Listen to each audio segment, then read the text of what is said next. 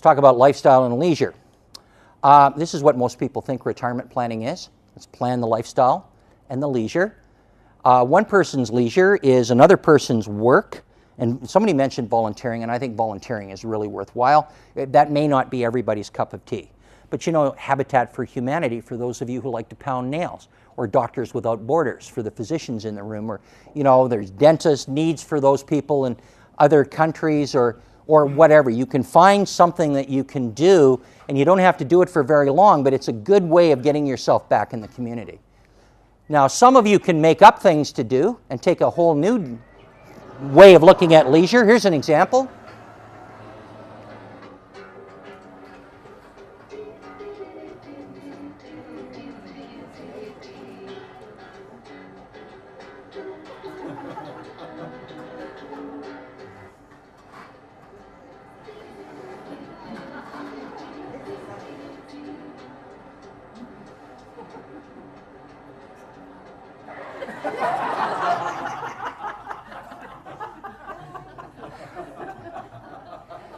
The best kinds of activities that you can do in retirement from a mental health perspective are called flow activities.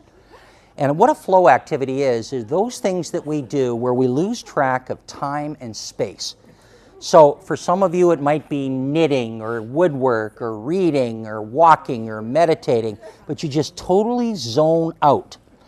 Now, if you're doing that all the time, that has other issues. But the fact is, we need to do things that put our minds at peace, make ourselves quiet. And one of the other activities, believe it or not, from a mental health perspective, that is the most valuable, is reminiscing. Thinking about the past and putting things together. It keeps your mind sharp, it keeps your memory sharp. You think about things that make you feel good, or that you remember. And so if you get a chance, spend a lot of time reminiscing too. Now you might say, no, I'm moving forward. I don't want to think about the past. But from a mental health perspective, it's good for you to reminisce. And so again, something for you to think about. Others of you are looking for peak experiences to recreate. You know, George Bush in the United States skydived until he was in his 90s, I guess. He was not George Bush, not W. His father did that. They're trying to get Trump to skydive, but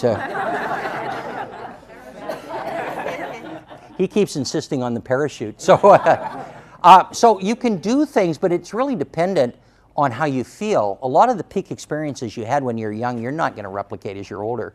But that doesn't mean you can't try. But just take a look at your health and see, can I do those kinds of things? I would write down a lot of the things that are flow activities and a lot of the things that might be peak experiences that you could do. And as you look at leisure, remember that it comes in all forms. And so successful retirees tend to balance their leisure. These are the 6 most common types of leisure that you'll face in retirement. And so as you look at those, you might say, well, I'm just doing 1 or 2, but can you do all 6 and not make it so that you're over-organizing your life? But these are 6 different kinds, and successful retirees tend to balance their leisure, and they make work part of this. And then finally, well, there's my friend. I know, that's Charlie. That is Charlie, actually, believe it or not. As you can see, the golf swing isn't all that good, but Charlie's out there. It was snowing today, apparently, and I'm sure he's out there still. How many people like bucket lists, do bucket lists? Now, I know you've got enough money. You don't have to worry about a bucket list. Whenever you wanted to do something, you just pretty well did it. But I'm going to suggest that a bucket list has an advantage in that it creates some goals for yourself. And so that's where and it gives you some structure. Now, the other thing about bucket lists is rather than just putting down all those places you want to go to, why don't you create a bucket list based on PERMA?